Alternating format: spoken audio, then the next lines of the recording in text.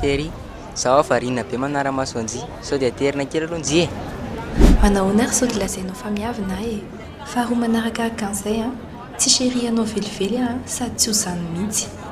Dia hitanao io moto entinao io? Io moto io fanaovana radesy taxi moto ary efa nitondra anay ary io. Fa siora mihitsy nindraminao tany aminazy io fa tsy anao.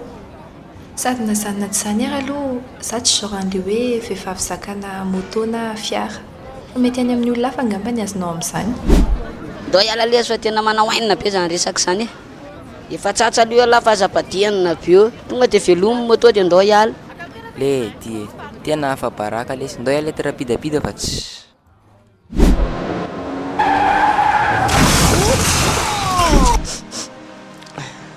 Tapaka ny tongotro. Iza tsony ny tiana?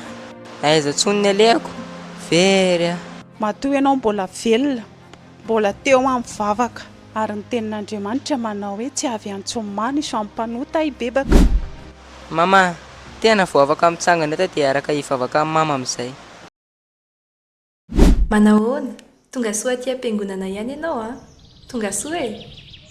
Tena vohatra izay vao nitady an'i Jesosy Tena fona amin'izay tamin'ireny teny tsy voahevitra nataoko an'izay ireny. Tena taoriana n'ingana tonga natsatsa ny ohatr'izao e. Tsy maninona izany e, aleo lasa hombany lasa.